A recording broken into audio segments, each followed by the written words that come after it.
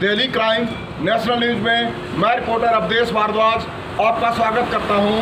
आज मैं खड़ा हूं जिला बिलासपुर के बैरी शहर में और आप देख रहे हैं, कैमरामैन थोड़ा ऊपर बताएंगे, ये जो ऑफिस है ये डी बरमाणा ACC विस्थापित एवं प्रभावित परिवहन सहकारी समिति और इसका रजिस्ट्रेशन नंबर जो है 198 है। थोड़ा बड़ा है।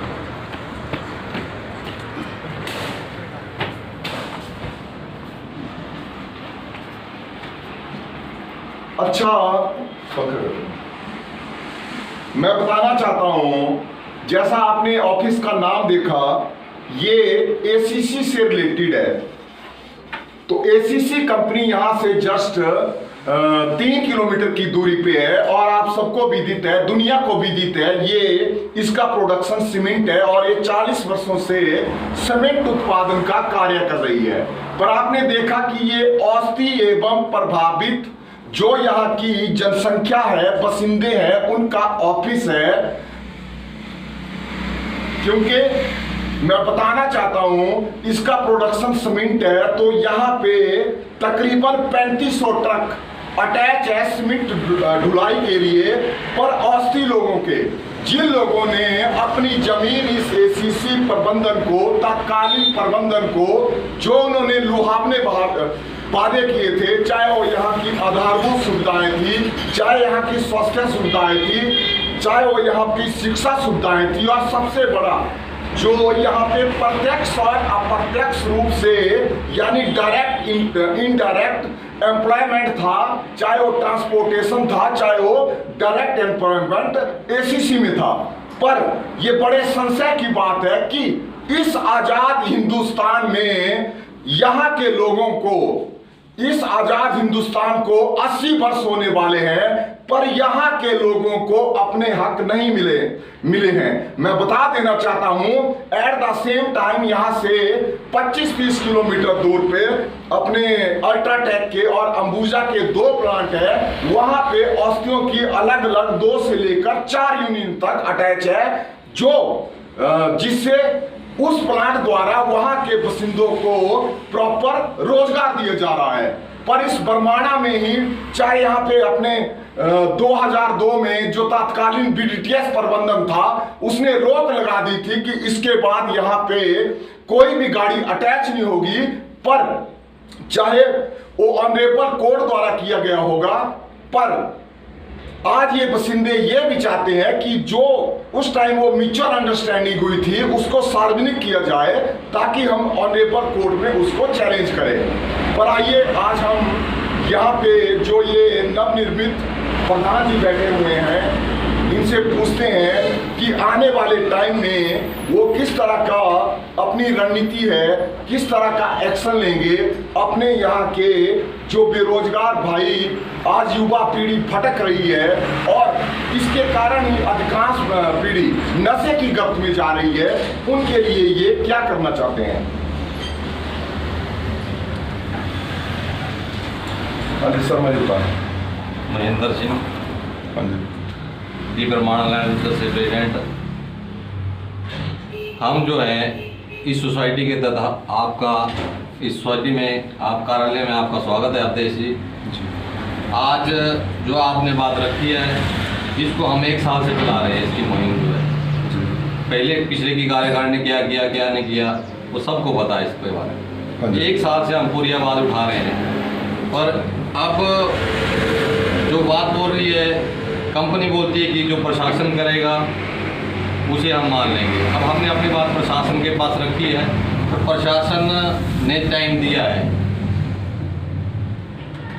अब कितना टाइम दिया, साफ बात नहीं करते कि कितना टाइम हम आपको दे रहे हैं। अभी 16 तारीख को मीटिंग थी जिलाधीश महोदय के पास हमारी, तो वहाँ भी बात रखी गई। तो उन्होंने, अब BTS बोलती है कि जी एक हमें जनरल हाउस करना है, कि हमारे पास भी औषधि है, तो वो तो औषधि का कोटा भी ले रहे हैं, डिस्ट्रिक्ट बिलासपुर का भी ले रहे हैं। डिस्ट्रिक्ट बिलासपुर का कोटा JP में मिला है, तो हम जो लोग हैं हम भी तो डिस्ट्रिक्ट बिलासपुर में आते हैं, हमारा कोटा कहाँ पे है हम ये जानना चाहते हैं। नहीं, बहुत बड़ी बात है ना सर, क्योंकि जब ऐसे भी 2002 में बैन लगाया था, हमारे यहाँ के बसिंदों के पास रिसोर्सेज नहीं थे गाड़ियां अटैच करने के। जी पहली बात। और दूसरी जी बोलिए। दूसरी बात ये है कि ये बोलते हैं कि जी हमारे पास औषधि है, हम थोड़ी मना कर रहे हैं कि नहीं है, पर हम कहाँ के हैं प्रशासन भी हमें बताए कि हम कहाँ के, डिस्ट्रिक्ट बिलासपुर के हैं कहीं और के ही, डिफाइन करे जी, क्लियर करे, क्योंकि जेपी से भी काम मिला है डिस्ट्रिक्ट बिलासपुर के लिए, वो भी इनका ही है, बरमाणा में मिला वो भी इनका ही है। तो ये जो बचे हुए लोग हैं इनको क्यों काम नहीं देते। 2010 में बीटीएस वालों ने हमसे एफिडेविट लिए कि आप गाड़ियाँ लाए और लगाए, तो आज दिन तक वो एफिडेविट कहाँ डाले इन्होंने, हमारे से ले लिए गए, हम लोग गाड़ियाँ लाए, आज भी हमारी गाड़ियाँ बाहर चल रही है। कोरोना की वजह से सारी गाड़ियाँ खड़ी हैं हमारे पास, 150 गाड़ी हमारे सोसाइटी के पास है, पर कहीं भी अटैच नहीं है, हमें काम नहीं है। अब जिला प्रशासन को हमने साफ बोल दिया है कि यदि आप 10 या 15 दिन का भी जाएंगे हम ज्ञापन लेके जिलाधीश महोदय के पास, तो ज्ञापन देंगे हम उनको कि 15 दिन के अंदर अंदर यदि आप हमारी समस्या सुलझा लेते हैं तो ठीक है, नहीं तो फिर हमें आंदोलन को उतरना पड़ेगा। बिल्कुल। हमारे जो सहयोगी हैं, पूरी कार्यकारिणी है, ये भी ऐसे बोल रही है कि अब काफ़ी टाइम बीत गया है, 10 सालों से डिमांड है हमारी। अल्ट्राटेक में, अंबुजा में सब लोगों ने काम लिया हुआ है और लोकल आदमी को काम मिला हुआ है, तो एसीसी कंपनी ने आज दिन तक हमें कोई काम नहीं दिया। हम बोलते रहे, जाते रहे, इन्होंने कोई काम, कोई आवाज़ नहीं सुनी हमारी। अब हमारे पास आंदोलन के सिवा कोई रास्ता नहीं। ये तो देखो देखने वाली बात है, क्योंकि जैसे 2013 का MOU भी है, वो तो चलो बाहर की बात है। अमिताभ सिंह को तो हम मतलब क्या बोलूं मैं, तुम्हारी हलक से निकाल देंगे उस एम्प्लॉयमेंट को। बट ये बोलने की बात मैं ये बोलना चाहता हूं कि कोई भी काम है अल्टीमेटली आदमी करेगा ना, चाहे वो एसीसी प्रबंधक हैं। तो इस तरह से एक रवैया औषधियों के रिगार्डिंग अपनाना अच्छी बात नहीं है, क्यों प्रधान जी? ये चंद लोगों के लिए, हमें पूछना चाहते हैं प्रशासन से भी, फैक्ट्री जो है चंद लोगों के लिए लगी है कि आम पूरी पब्लिक के लिए लगी है। प्रशासन इस पे अपना जो रवैया है वो सुधार करे, और जो गरीब आदमी बचे उसके लिए काम दे। हमारी डिमांड कोई बड़ी डिमांड नहीं है, काम मांग रहे हैं हम, फ्री के पैसे नहीं मांग रहे इनसे, काम करेंगे इनका और फिर पैसे लेंगे इनसे बाद में जी। जो हमारा राइट है और जगह सब जगह मिल रहा है, हमें क्यों नहीं मिल रहा है? हमारा बोलने का यही है कि हम कहाँ के हैं, ये जिला प्रशासन हमें क्लियर करे कि ये आदमी है कहाँ के, डिस्ट्रिक्ट बिलासपुर के हैं या बाहर के हैं। बिल्कुल, ये क्लियर बात करे उस चीज में, क्योंकि हर जगह से कोटा ले रहे हैं, तो हम लोगों का कोटा कहाँ पे है, हमारा कोटा भी निर्धारित कर दो। अच्छा चलो, अभी हमारे साथ जुड़े हैं सर, आपका क्या डेजिग्नेशन है? मैं महासचिव। अच्छा, महासचिव है आप। अच्छा सर, आप बताएं, ये जो फौजी यूनियन में 40% कोटा मिलता है, ठीक है ना, और औरों प्लांटों में पता नहीं 7%, 8% कुछ ऐसा है, इस पे आपकी कोई टिप्पणी? ये तो हम विस्थापित और प्रभावित लोगों के साथ बिल्कुल ही बेइंसाफी है, क्योंकि जब पूरे हिमाचल में इनको 5 या 7% मिल रहा है, तो यहाँ 40% क्यों? हाँ जी।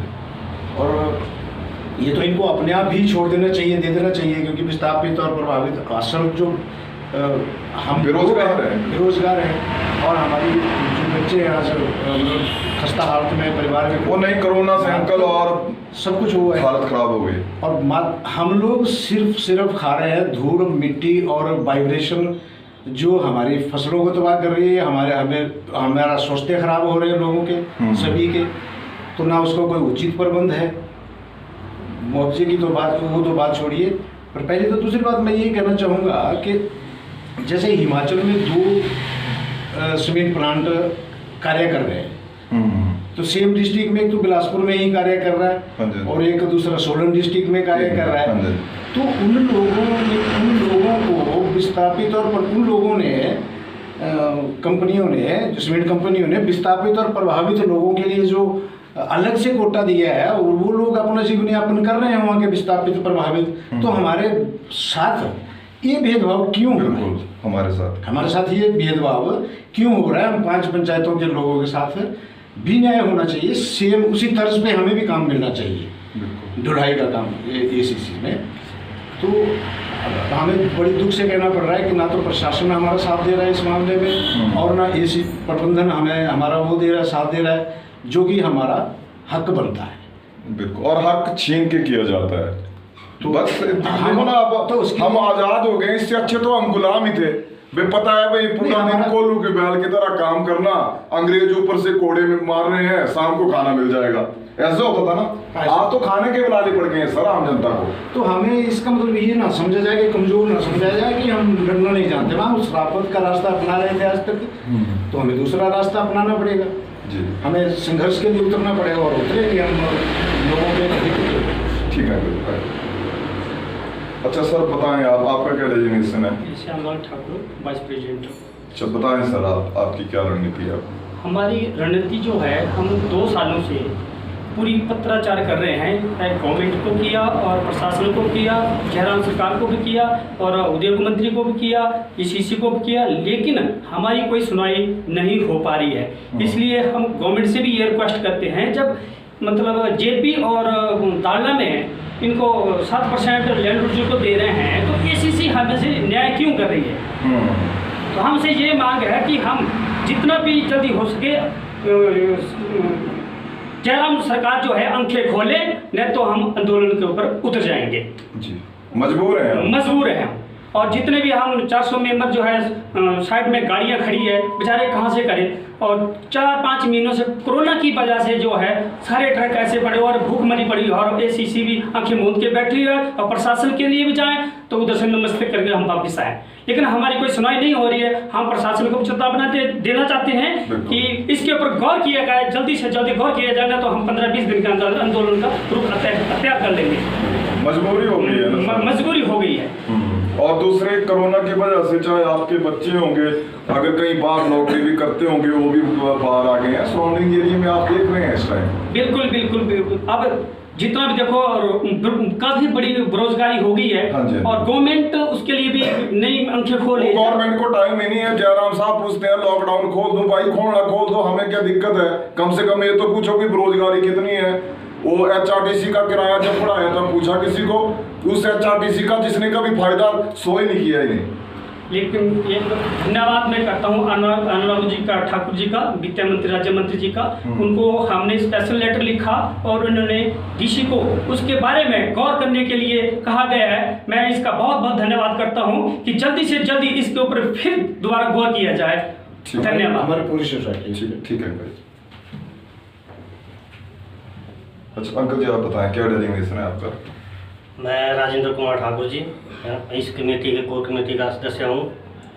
मैं चाहता हूँ कि जो हमारी 5 पंचायतें हैं, यानी 5 पंचायतों को रोजगार मिलना चाहिए, है ना।